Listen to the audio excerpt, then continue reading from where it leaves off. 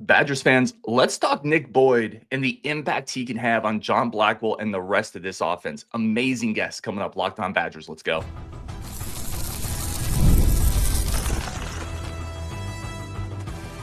You are Locked On Badgers, your daily podcast on the Wisconsin Badgers. Part of the Locked On Podcast Network, your team every day. What is going on, Badger fans? Welcome to Locked On Badgers, your team every single day, part of the Locked On Podcast Network. I'm your host, Ryan Herrings. Really do appreciate you tuning in, as always, helping us build this community. It's amazing and humbling. Today's episode brought to you by FanDuel. Right now, new customers can bet $5 and win $300 in bonus bets across the app. Download the app today. We are wasting no time. We are bringing Isaac Wodajo on the show. Isaac, man, thank you for jumping on. Isaac is the director of recruiting and scouting for the Wisconsin men's basketball program, former coach, former player. Really appreciate the time. I want to start here. Nick Boyd comes in this offseason, and I already see you smiling a little bit. What does he bring, and what made him so interesting to you guys to go target this offseason? Yeah, first, Ryan, thanks for having me on. I appreciate it. Good seeing you.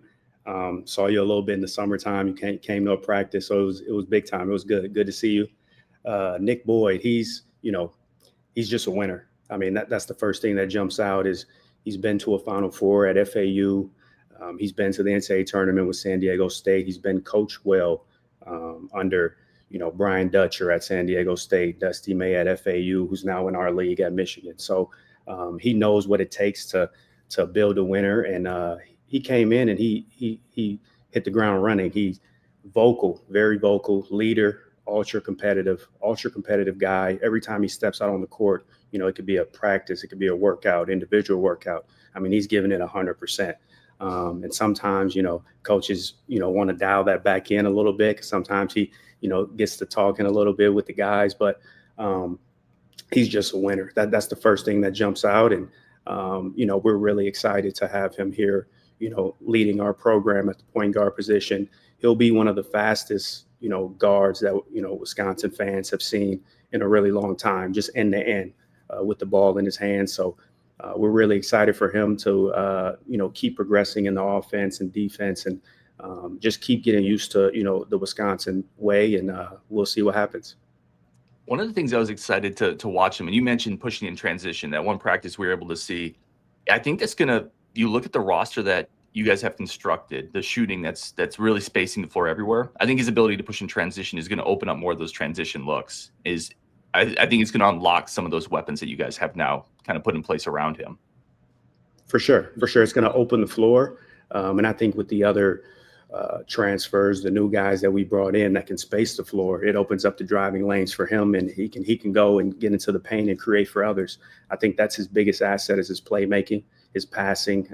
He's a really, really good passer. We see it every day in these workouts. So I definitely think he'll open up the floor and he'll find guys. He'll make passes that, no one else on the court or any of the coaches saw, but it's his ability to play make, I think, is his best asset. And obviously his vocal leadership, I think, is really big. It's really huge with this team, just coming in and having that experience of winning at a really, really high level. What does this do for John Blackwell? Shifting Blackwell maybe a little bit more to maybe more of a primary scorer. Blackwell had a lot of experience, obviously, as a playmaker last year, which I think is only going to benefit him this year. Now he can be a bit of a secondary playmaker, but it maybe gives him more of an ability to just get the ball and go get a bucket. For sure. And I think they'll be splitting time at the point guard spot. When Nick comes out, JB will go to the point and he'll run the show from there. So I think that's the beauty of the offense that we run is, our guards, our 1, 2, and 3 are able to handle, able to use the ball screen, able to make plays. I think it's an equal opportunity offense where, we're spacing the floor. And if you have an advantage, you can go make a play. And I think we saw that last year when you saw, John Tanji make plays. You saw Blackwell make plays. You saw Max Klesmit make plays. We had McGee, Janicki, all those guys made plays in the paint and got to be able to use the ball screen and do what they do. So I think that's the beauty of it is, it's not necessarily, Nick Boyd, you're the point guard, John Blackwell, you're the 2, or, they're all able to play within the offense and create for each other and create for themselves. I wanted to hit on Nolan Winter as well. Made a big jump last year. I think there's another huge jump in him this year. If you go look at the analytics behind Nolan Winter, I've talked about this a lot. He's 98th percentile in points per possession. He can score at the rim. He can space the floor. I think bigs are going to have trouble with him on the perimeter. He's really fluid in transition. What's the jump for Nolan Winter, you think, from last year to this year? The biggest thing will be his consistency. I think at times last year it was up and down a lot, and I think that comes with experience. That comes with age. As a freshman, he was in and out of the lineup. But as a sophomore, he got big minutes and he produced well. He produced well for being a true sophomore. So I just think that consistency level, him working with Jim Snyder in the weight room, eating a lot. He has to eat 3-4 meals a day, get in the weight room a lot. I think with that strength comes the consistency, comes the confidence and the will to, just take over games at times. He has that ability. He has the NBA tools, a 6'11" guy that's able to shoot, able to handle a little bit, able to play out on the perimeter. I think that's what, I'm not an NBA front office, but that's what it seems they're looking for. So we expect a jump for Nolan, and hopefully he just keeps growing, keeps getting better with the team. And he's been shooting at a really, really high clip in these workouts and practices. So hopefully that can translate to the games, and that, obviously that opens the floor up for himself and everyone else. Yeah, and I think it's interesting, right? You obviously Steven Crowell, last year's team. I'm a big fan of Crowell. I thought he was incredibly underappreciated and underrated for everything he did. But you are losing kind of that big body in the middle where Winter's going to have to take up a little bit of the slack. It's not just him. There's other players coming in as well. But is there any type of concern about maybe now he's going to have to take some of those bigger front court players in the Big Ten? And how is that going to translate to his game a little bit? Yeah, no doubt. No doubt. He's got to – that's why, Jim Snyder is such a key piece of our culture, of our operation here, because, guys come in as freshmen and it's about the player development, not only on the court, but in the weight room. So with him getting stronger and being more confident in himself and being able to bang with some of the bigger guys, obviously in the Big Ten that we play, he definitely, I think he's ready. He's willing to take on that challenge, and we're excited because, he's next in line of those Badger bigs that, everyone's used to. Everyone's seeing the development from the Frank Kaminsky's, guys on our staff, Greg Stiesma, those guys. He's working with Stiesma now, every day. So he's next in line, and we're really excited for this season. I wanted to ask you a little bit about the offense that this Badgers team has evolved into. For Badger fans that have watched this program for a long time, I grew up through Bo Ryan and Greg Gard and did this version of Greg Gard and this version of offense. I give Greg Gard a ton of credit. I've always said it's hard for coaches to kind of adjust at times, and this offense is dramatically different. When you're out recruiting and you're scouting, obviously director of scouting and recruiting for the Badgers team, are you guys specifically looking for shooting at this point? Are you looking for specific skill sets?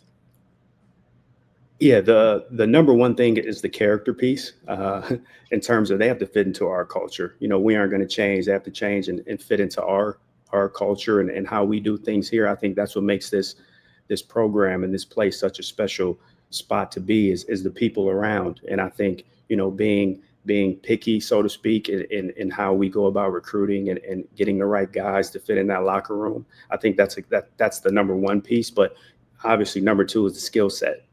They have to be able to shoot. In this offense, the way we play, it's essentially a 5-out system. So you have to be able to play out on the perimeter, be able to shoot. If you're a guard, be able to use a ball screen, handle. So that's definitely probably, I would say 1B, maybe number 2 is the shooting piece for sure. Not to put you on the spot, but if everybody played a game of horse right now on this team, who's winning that game right now? Really good question. The way that they've been playing in practice, honestly, I would say, Nolan would be up there. I might pick Nolan Winter, the way he's been shooting it lately. But I think everyone's thinking Austin Rapp, which I might have to go with Austin Rapp on that one. I love it. We're going to talk about Austin Rapp coming up next. Locked On Badgers, Isaac Wodajo on the show. Really, really appreciate the time. We're going to take a quick second for our friends of the show and come back with more of this awesome interview. First, a quick second for our great friends of the show over at DoorDash. It's time to look back at last year's MVP for the Wisconsin Badgers. John Tonje, Blackwell, there was a ton of great pieces, but Tonje delivered every single day for the Wisconsin Badgers on this program. He was absolutely incredible, delivering just like DoorDash. Right now, DoorDash streaks, if you order every Saturday, you're going to save more and more with DoorDash streaks. You save every Saturday you order, you stack it up all season long, and you can save up to $250, including $100 in DoorDash credits. Order this Saturday, keep the streak alive, fuel your game day only with DoorDash streaks. Terms to apply. Again, just like John Tonje delivered every game, incredible performances. DoorDash is here to deliver for you and keep those streaks alive to save you more money and get the type of food that you want to get. Also, today's episode brought to you by our incredible friends over at FanDuel. The NFL's back, college football's back. College basketball is not that far away, to be honest, which I'm so excited for. If you want to get in on the action over at FanDuel, just download the app, create the account right now. New customers can bet $5 to get $300 in bonus bets to use across the app. I love using FanDuel because it's simple, it's easy. You have all the type of different action that you want from parlays, futures, teasers, spreads. Always do it responsibly. But if you're ready to play, download the FanDuel app today by visiting FanDuel.com to get started. That's FanDuel.com to place your first $5 bet. FanDuel is the official sportsbook of the Locked On Podcast Network. All right, let's get back into this with Isaac. Let's talk about some of those other players that came in this offseason. Austin Rapp, Andrew Rhode, Elijah Gray. Let's start with Austin Rapp.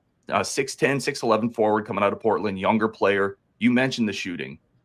Obviously, that jumps off the page. His stroke, the release, high point, really fluid, efficient in the way he shoots the ball. What else about Austin Rapp is intriguing? Well, he played in a really good league last season in the West Coast Conference, and he was the freshman of the year in that conference. Obviously, Portland didn't win as many games as they wanted to, but I think the biggest thing that stands out with him is the way he goes about the work. He comes in, he has a good way about him. He's really good with all the teammates. He just has a good vibe that he connects with all the players. It's a seamless transition for him. And you might hear that a lot with some of these new guys that I described, because that's how it's been. It's been a seamless transition. The meshing together, I think, is really huge. And I just think the way he goes about the work, the way he goes about his business has been really good. It's been really good to see, someone still on the younger side. He's only a true sophomore. So he's only, been in college basketball for 1 year, but he's come in and been about the work, and he's been really, really good in practice. So I think, Badger fans will definitely, love him. They'll see a couple 5, 6, 7 made threes games. I think that's coming this season for sure. Well, you hit on something right there that I think is really important. It's not just his ability to shoot the ball. He shoots it on volume. And, how important is that for your bigs to not just shoot it efficiently, but shoot it efficiently with volume? Yeah, it goes back to what I said earlier. It opens up the floor. It stretches the floor, spaces the floor for Blackwell to get downhill, for Boyd to get downhill, play make for themselves, play make for others. I think that's what the beauty of this offense is, especially if the 4s and 5s knock down shots at a very high level. I think that creates so much opportunity for so many other guys just to create and make plays, just to get in the paint and kind of kick and play out a closeout. So that's the beauty of it, and really excited because this team, we have probably, I can confidently say 13 of the 15 can shoot it from 3.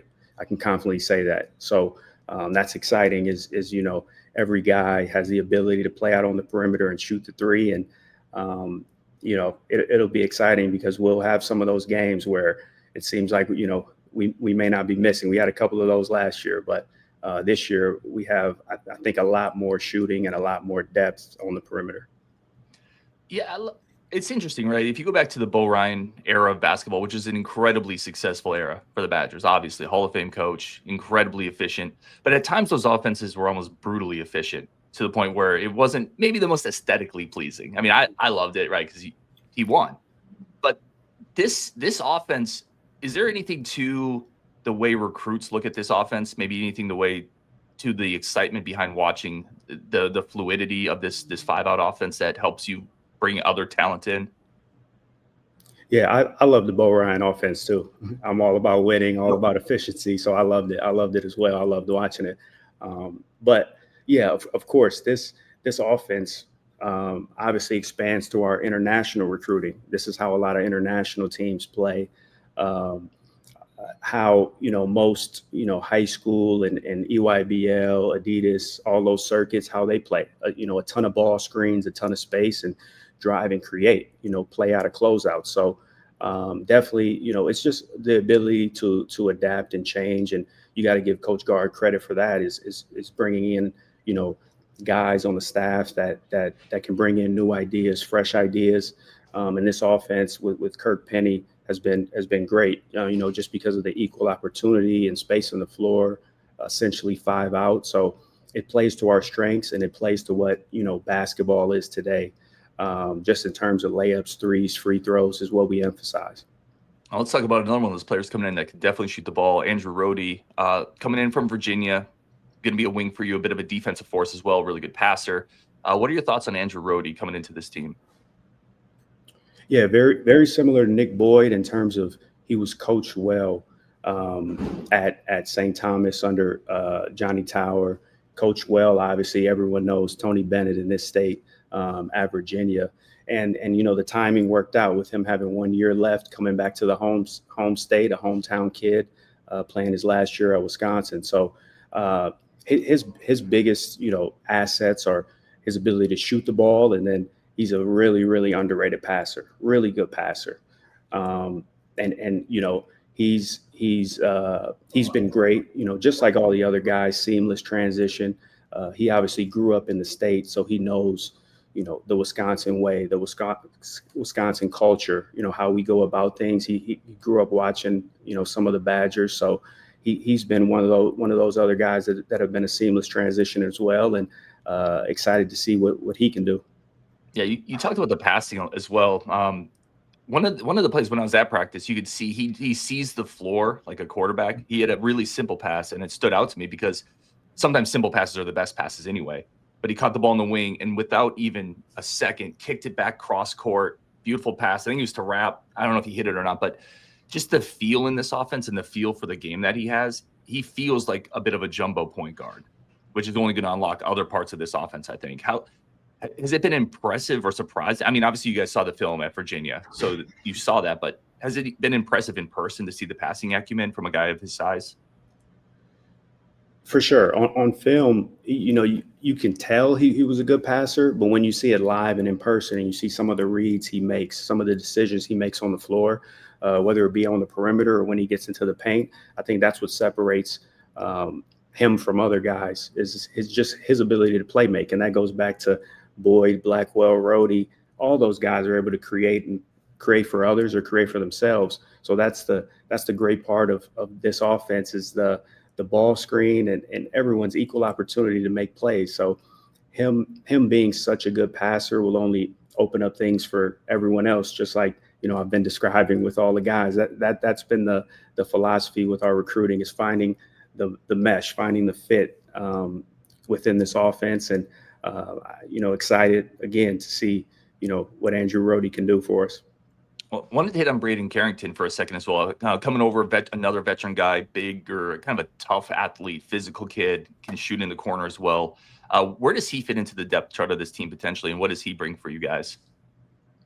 Yeah, ultimate glue guy. I think he's obviously been at Minnesota. He started at Minnesota, has Big Ten experience. He won't be a guy who goes into Illinois and he's, kind of looking around like he's never been there. He's been in the Big Ten. So that's the biggest piece, is his experience. He's got a year left as well. So he's mature, physical, big guard as well. And he could shoot the three. He's shown it in practice and in workouts a lot, that he has that ability to stretch the floor as well and be able to use the ball screen. So he's an ultimate glue guy. He'll be really, really good for us. I'm excited to see what he can do. And again, same thing, seamless transition. He came in and he's been about the work. He's gotten along with all the teammates. And I know, coaches say that all the time. It's early, minutes haven't been passed out. So we'll see what happens when adversity hits a little bit. It's coming for every team in college basketball. But it's been a seamless transition with all these guys. And I can't emphasize that enough, because of the culture of Wisconsin, and the people. The people are what make the culture. So I think we hit on that really, really well in this portal season and with these freshmen. And then Elijah Gray, another piece coming in. So again, very busy offseason, like many programs in today's era of college basketball, busy off seasons. It brings in a little more size. Another guy with some experience. What does Elijah Gray bring to this roster? Yeah, just more depth on that front line, for sure. More depth. He knows how to play. He's another one with 1 year left. So he has that experience in college at Fordham, at Temple, playing in a really good conference in the A10. He has that, East Coast game, which is, it's a little bit different than what the Big Ten is, but that brings another element to the offense. That brings, he has the ability to play in the post, play out on the perimeter as well. He's a good screener. He's a good rebounder. So he brings just more depth in the front line. I think that's what that main piece we were looking for. That last piece was a front line guy who could bring some more depth to us and help us out when guys get in foul trouble. So, I mean, he's been really good. He's been, same thing, seamless transition with him, and excited to see what Elijah Gray can do. Really quick thing on Gray. One of the spots that John Tanja was incredible at, among several, was forcing free throw attempts, right? He would get to the rack, get to the line, did it at an incredible level. Gray's free throw attempt rate is actually pretty high. So potentially he comes in and gives you a few more attempts at the free throw line as well. I thought that was pretty interesting with him. Yeah, no doubt. And it might be a little bit of adjustment here in the Big Ten, just with bigger guys. It's a little bit more physical, a little bit of bigger guy than in the A10. But I agree. I think those are things that we emphasize for sure. Threes, layups, and getting to the free throw line is what makes efficient basketball in today's game, and he brings that. Coming up next, we're going to talk about that 2024 class, including a guy who I think, after seeing him in person, I am so excited to see this dude's career pan out at Wisconsin. That's coming up next on Locked On Badgers. First, a quick second for our friends of the show over at Mazda. Again, super excited for the quality of people we get to work with on the Locked On Podcast Network. Mazda is absolutely incredible. They craft cars for those who do more than simply move.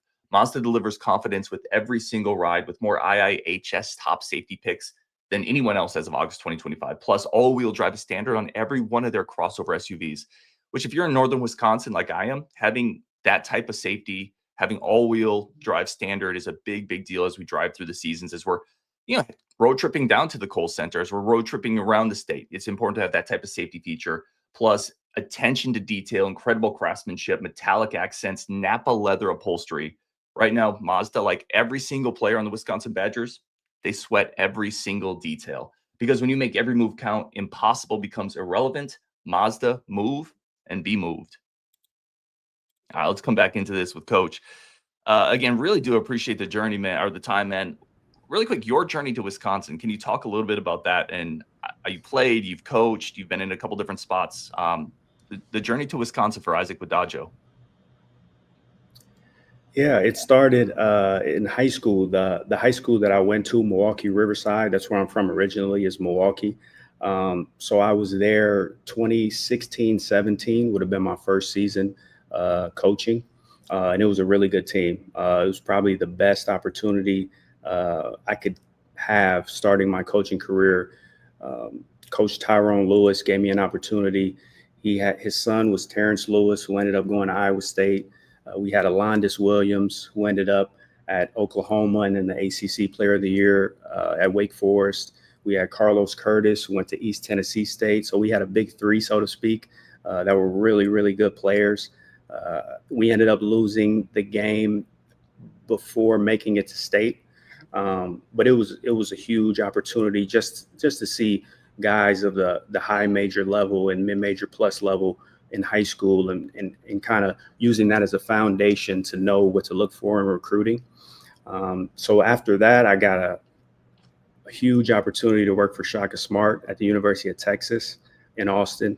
Was there for 2 years, got to be around some big time guys in Mo Bamba, Jackson Hayes, Jericho Sims. All those guys are in the NBA right now. So that opportunity was huge. I just went in with big eyes and big ears and just kind of, had to soak it all up, just tried to see and hear everything and play my role, do my job. So after that, I ended up going the junior college route. I really wanted to be out on the floor, do it myself, recruit. So I ended up going to Wabash Valley in Illinois, and I was an assistant there for 3 years. And then my final year, my fourth year, I became the head coach. So that opportunity in junior college it was huge, because now in Division I, you have to change rosters, 9, 10, 11 new guys. And in junior college, we used to change, 11, 12, 13 new guys every single year. That's just how it was. We would get, Division I, Division II transfers coming down to junior college to try to make it back up. We would get high school guys. We would get, just guys from different backgrounds and different experiences. And now, it's funny how it all works out. That's what Division I is now. It's sort of junior college basketball, where you're changing rosters every single year. You never know, what next year's team is going to look like. And then, as the head coach, that 1 year that I took over, I ran it all myself. I was the only guy on staff. So I drove the bus. I did academics. I did every scout, obviously practice plans, just did it all across the board. And it was huge. It was big time for me. Learned so much. I learned what every head coach goes through, because until you're in that seat, you really don't know. You can have a binder of things you're going to do when you're a head coach. You can have all your philosophies, all your everything in your back pocket, but there are certain things that pop up as a head coach that come up that you just never know. And that's why I think I can relate to Coach Gard and, every head coach that I've worked for since. And then that brings me to Northern Kentucky, where I ended up after being a junior college head coach. I was a special assistant under Coach Darren Horn, who was the associate head coach at Texas when I was a GA. So that was the connection there. Working at Northern Kentucky in the Horizon League was big for me as well. Just being able to go against, Milwaukee and Green Bay, and still being in the Midwest, so to speak, where you're playing, Ohio teams and that whole thing, Michigan teams. So that was huge, being a special assistant, seeing the mid-major level. So just that's my biggest thing is, I saw high school, I saw the Big 12 conference high major, I saw junior college, now I saw mid-major. And then, I was only there for a year. Coach Gard gave me a call and, asked if I would be interested in an opportunity to come here as the director of recruiting and scouting. And obviously it's a no-brainer to come back to the home state and represent the state school that I've been watching since I was, a little kid, watching the Dick Bennett team in 2000. And then obviously the whole Bo Ryan run, and Coach Gard was there, as the associate head coach. So, watching them since I was little, it was a no-brainer for me to come here and kind of take the reins of the director of recruiting and scouting. That's phenomenal. And I was actually trying to dig back through your Wabash team. You beat number 7 or number 10 Vincennes that year. You won like 5 of your last 7 games, something like that. Yeah. It was that season was such a growth, season for me, especially because we started 6-1, and it was the best start like in the past 8 years at the school. And then we hit some adversity. I think we went 4-9 or something like that over the next, 13, 14 games. And then we finished up winning our last 7-9. And one of those 7 was, a top 10 win in junior college, Vincennes, which is a powerhouse in junior college. And it was huge for me because it solidified certain things for me. It gave me the confidence, obviously, that I'm doing things right and I can do this. Sometimes, coaches won't say this, but, there's doubt sometimes. You just never know. You just grind and you think you're doing it the right way, but certain things have to fall in line and you have to start getting wins. And that win was huge for me. It was our last home game of the season. It was our sophomore day. So it was a really good night. And that year was so big for my foundation that I stand on now. That's phenomenal, man. I want to be super respectful of your time. I told you before I could talk forever. I could talk hoops forever with anybody, especially somebody like you. But I do want to hit on some of those 24 kids before we get out of here. A couple players I was able to come see in person, a couple people I've talked to. I want to start with Will Garlock, in-state big man. I went and watched him twice in high school, and then at the practice that you referenced that we were able to come see. Dude, I feel like he looked bigger. Like he looked massive, mobile, huge hands, moves really well. I was really impressed seeing him in person the third time. What can you tell me about Will Garlock? Maybe where some of that growth has come, and maybe how good he can be. He's another one. He's another one, just like Nolan Winter, where that weight room is his friend for sure, and he's gotten a ton bigger.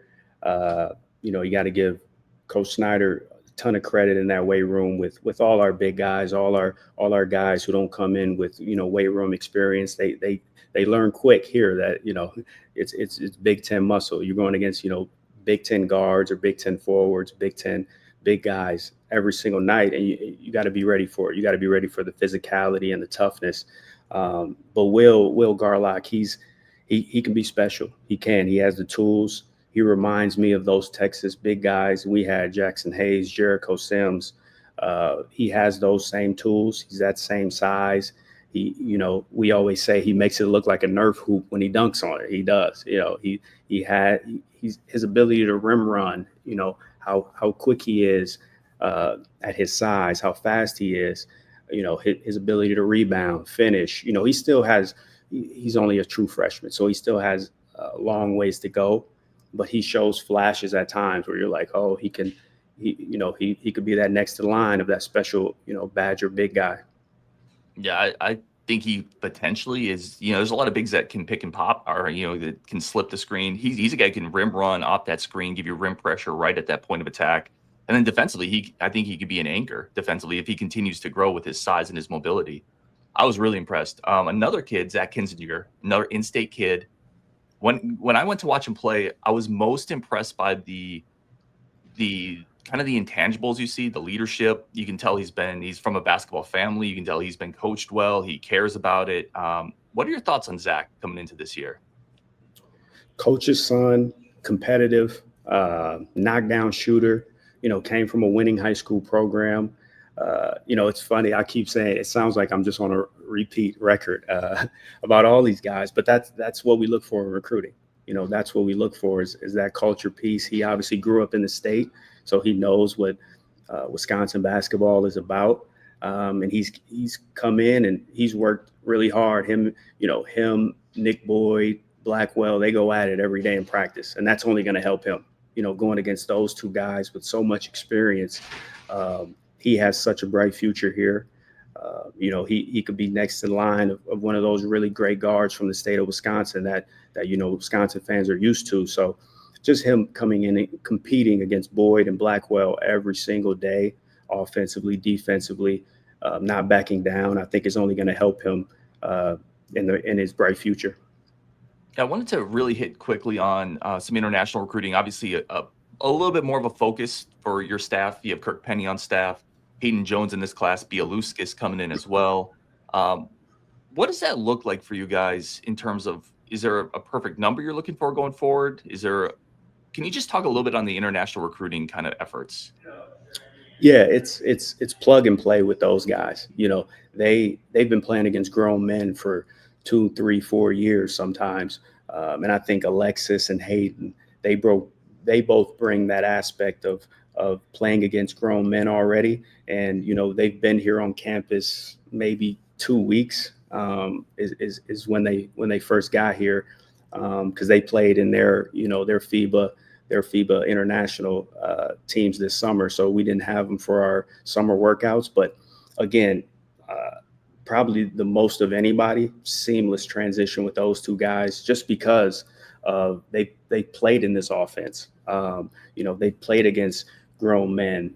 They know what it is to kind of have a whole brand new team and just let's make it work. So Hayden's been really good. He has the ability to be a point guard through a 4 with his size, his length, his athleticism, him being 6'7" and really long.